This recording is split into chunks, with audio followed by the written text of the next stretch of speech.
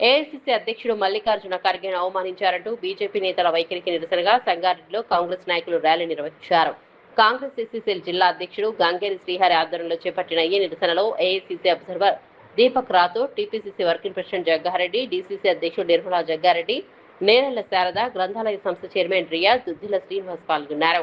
IB నుంచి MLA camp కార్యాలయం వరకు నిరసన ర్యాలీ నిర్వహించారు. అనంతరం పూలే జగజ్జీవన్ రావు విగ్రహాలకు పూలమాలలు వేసి నివాళులర్పించారు. ఉత్తరాఖండ్ లో ఖర్గే ప్రసంగించిన వేదికను మరుసటి రోజు గంగాజలంతో శుద్ధి చేయడానికి కాంగ్రెస్ నేతలు తీవ్రంగా ఖండించారు. ఈ సందర్భంగా దీపక్ రాథోర్ మాట్లాడుతూ ఖర్గే దళితుడు కావడం వల్లే శుద్ధీకరణ చేశారని ఆరోపించారు.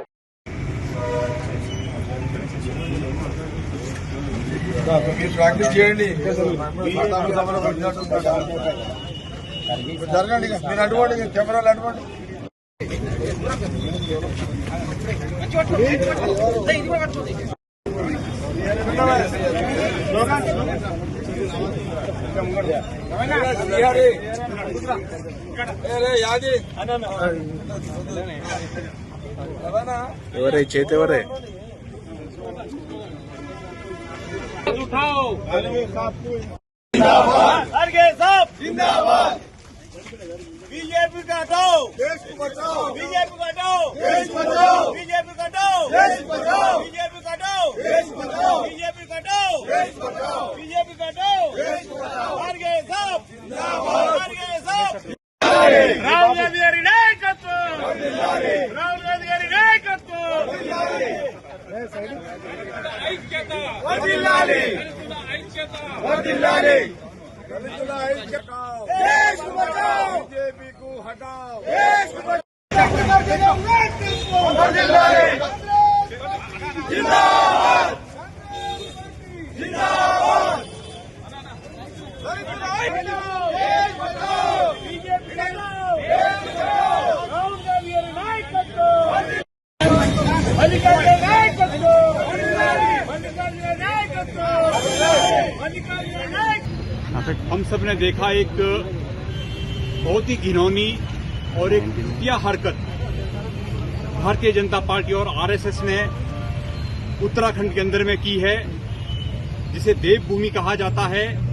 देवभूमि के अंदर में देवभूमि की अस्मिता को तार तार करते हुए गोडसेवादी और सावरकरवादी ताकतों ने देश में एक बार फिर से नफरत को जिंदा करके राजनीतिक रोटियां सेकने के लिए जो कार्य उन्होंने किया, घिनौना कार्य उन्होंने किया है, देश उसको कंडेम करता है। कांग्रेस पार्टी उसको पूरी तरह से खारिज करती है।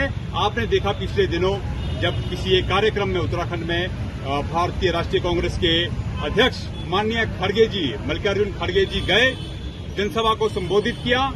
सफल कार्यक्रम था, बहुत ही ज्यादा सफल कार्यक्रम था, जिससे परेशान होकर वहां की भारतीय जनता पार्टी ने उस कार्यक्रम के बाद जिस स्टेज से माननीय खड़गे जी ने भाषण दिया, उस स्टेज को दूसरे दिन आरएसएस और भारतीय जनता पार्टी के कार्यकर्ताओं ने शुद्धिकरण के नाम पर गंगा जल का छिड़काव करके एक ऐसी मानसिकता 21वीं सदी में दिखाई है।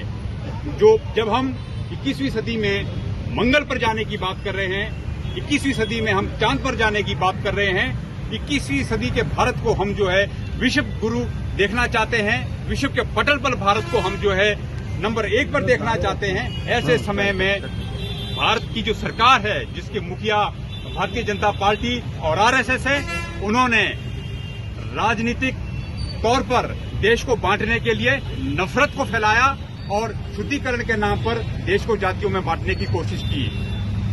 21वीं सदी में जहां हम देख रहे हैं कि एक ऐसी शिक्षा पद्धति देश में लाई जाए जहां हमारे नौजवानों को रोजगार मिले, जहां हमारे नौजवानों को अच्छी शिक्षा मिले, वहां हम मनुस्मृति की तरफ वापस जाकर कोशिश कर रहे हैं।